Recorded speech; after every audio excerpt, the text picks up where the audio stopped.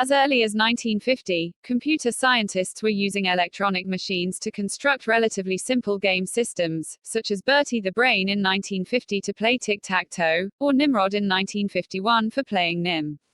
These systems used either electronic light displays and mainly as demonstration systems at large exhibitions to showcase the power of computers at the time. Spacewar is considered one of the first recognized video games.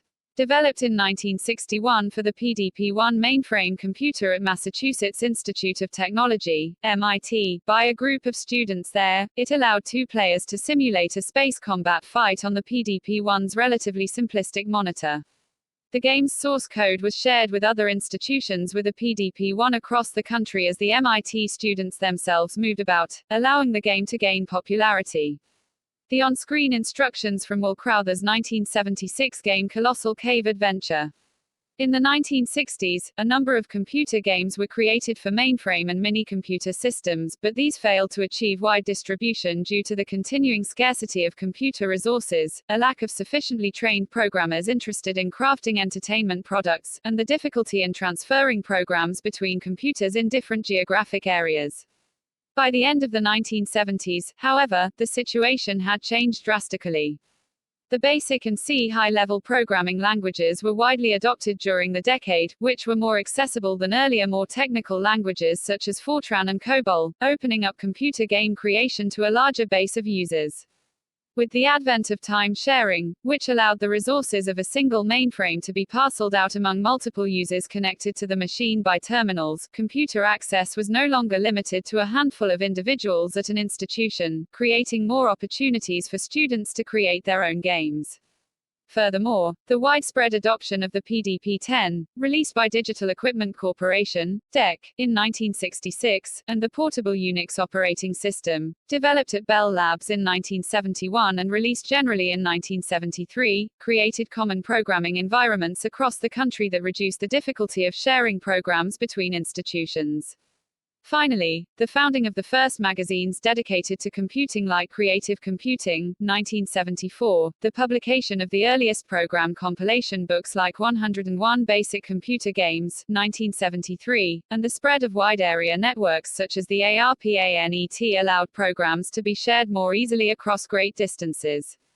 As a result, many of the mainframe games created by college students in the 1970s influenced subsequent developments in the video game industry in ways that, Spacewar aside, the games of the 1960s did not. In the arcade and on home consoles, fast-paced action and real-time gameplay were the norm in genres like racing and target shooting. On the mainframe, however, such games were generally not possible due both to the lack of adequate displays. Many computer terminals continued to rely on teletypes rather than monitors well into the 1970s, and even most CRT terminals could only render character-based graphics, and insufficient processing power and memory to update game elements in real time. While 1970s mainframes were more powerful than arcade and console hardware of the period, the need to parcel out computing resources to dozens of simultaneous users via time sharing significantly hampered their abilities. Thus, programmers of mainframe games focused on strategy and puzzle-solving mechanics over pure action. Notable games of the period include the tactical combat game Star Trek, 1971, by Mike Mayfield, the hide-and-seek game Hunt the Wumpus, 1972, by Gregory Yob, and the strategic war game Empire, 1977, by Walter Bright. Perhaps the most significant game of the period was Colossal Cave Adventure, or simply Adventure, created in 1976 by Will Crowther by combining his passion for caving with concepts from the newly released tabletop role-playing game, RPG, Dungeons & Dragons D&D. Expanded by Don Woods in 1977 with an emphasis on the high fantasy of J.R.R. Tolkien, Adventure established a new genre based around exploration and inventory-based puzzle solving that made the transition to personal computers in the late 1970s. While most games were created on hardware of limited graphic ability, one computer able to host more impressive games was the Plato system developed at the University of Illinois. Intended as an educational computer, the system connected hundreds of users all over the United States via remote terminals that featured high-quality plasma displays and allowed users to interact with each other in real time. This allowed the system to host an impressive array of graphical and/or multiplayer games, including some of the earliest known computer RPGs, which were primarily derived, like Adventure, from D&D, but unlike that game placed a greater emphasis on combat and character progression than puzzle solving.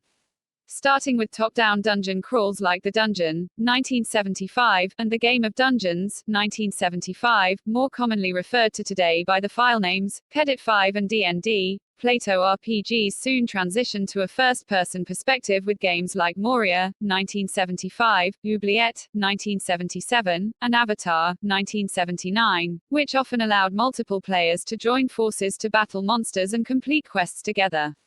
Like Adventure, these games ultimately inspired some of the earliest personal computer games.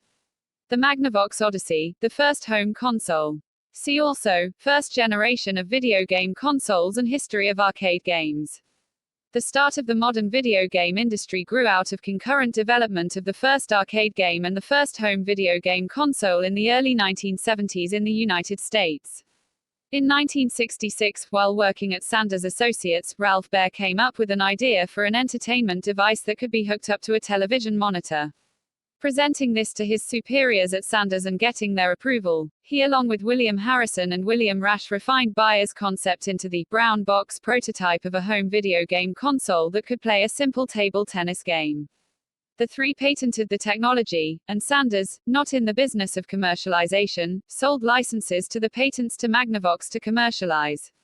With Baer's help, Magnavox developed the Magnavox Odyssey, the first commercial home console, in 1972. Pong was the first arcade game to ever receive universal acclaim. Concurrently, Nolan Bushnell and Ted Dabney had the idea of making a coin-operated cabinet housing a small, low-cost microcomputer to run Spacewar. By 1971, the two had developed Computer Space with Nutting Associates, the first recognized arcade game. Bushnell and Dabney struck out on their own and formed Atari. Bushnell, inspired by the table tennis game on the Odyssey, hired Alan Alcorn to develop an arcade version of the game, this time using discrete transistor-transistor logic (TTL) electronic circuitry. Atari's Pong was released in late 1972 and is considered the first successful arcade game. It ignited the growth of the arcade game industry in the United States from both established coin-operated game manufacturers like Williams, Chicago Coin, and the Midway subsidiary of Bally Manufacturing, and new startups such as Ramtech and Allied Leisure. Many of these were Pong clones using ball and paddle controls, and led to saturation of the market in 1974, forcing arcade game makers to try to innovate new games in 1975.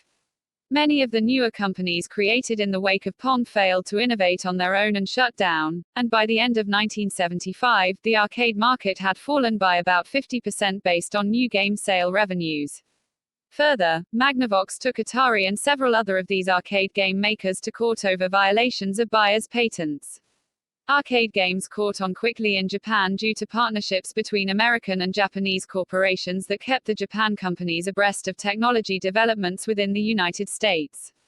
The Nakamura Amusement Machine Manufacturing Company, Namco, partnered with Atari to import Pong into Japan in late 1973. Within the year, Taito and Sega released Pong clones in Japan by mid-1973. Japanese companies began developing novel titles and exporting or licensing these games through partners in 1974. Among these included Taito's Gun Fight, originally Western Gun in its Japanese release, which was licensed to Midway. Midway's version, released in 1975, was the first arcade game to use a microprocessor rather than discrete TLL components. Thanks for watching. Don't forget to subscribe and click the notification bell to get notified about our new videos. Check out the next video to get updated on more tech stuffs.